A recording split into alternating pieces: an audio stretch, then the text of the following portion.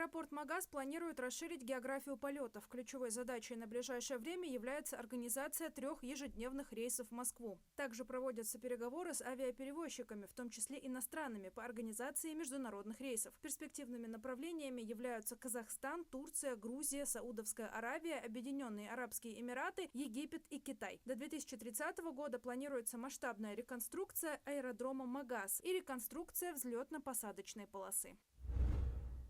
Банк России повысил ключевую ставку на 100 базисных пунктов до 19% годовых. Прогноз банка по инфляции на конец года 6,5–7%, а к цели в 4% она придет в 2025 году. Минэкономразвития в обновленном прогнозе ожидает инфляцию на конец года выше, на уровне 7,3%. По прогнозу ЦБ средняя ключевая ставка по итогам текущего года будет находиться в диапазоне 16,9–17,4%. В 2025 году 14–16%.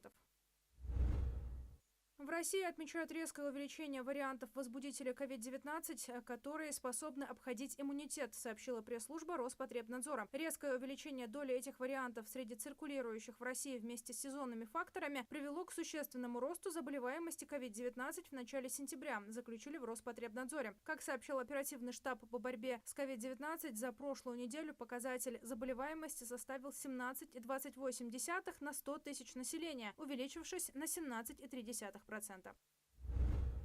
Правительство выделит финансирование Национальному медицинскому исследовательскому центру гематологии Минздрава на оснащение оборудованием для разработки и производства высокотехнологичных лекарственных препаратов. Средства позволят приобрести и ввести в эксплуатацию в 2024 году около 40 единиц современного оборудования. Разработка и производство новых лекарственных препаратов – одна из основных целей стратегии развития фармацевтической промышленности до 2030 года.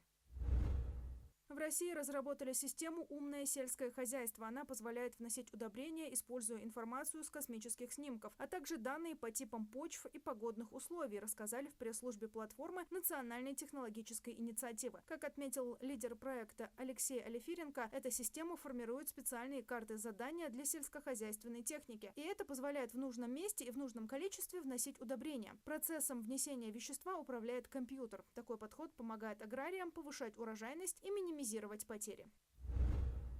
Правительство не поддержало законопроект об отмене ЕГЭ в пользу традиционных государственных экзаменов, сообщил один из авторов инициативы, глава Комитета Госдумы по социальной политике Ярослав Нилов. При этом он отметил, что некоторые решения уже приняты под воздействием жесткой критики, которая была в этом году, и могут быть приняты дополнительные к следующему контрольному циклу. Депутат рассказал, что провел встречу с экспертами, которые дали свои наработки на тему реформирования ЕГЭ и готовит официальное обращение в профильные ведомства. Ингушский футболист Солтмурат Бакаев попал в топ-3 игроков российской премьер-лиги по количеству ударов по воротам. Из 22 ударов Бакаева 10 были точными. На его счету 2 забитых мяча и 1 результативный ассист. Солтмурат Бакаев перешел в тольяттинский «Акрон» из казанского «Рубина». «Акрон» с сезона 2024-2025 выступает в премьер-лиге.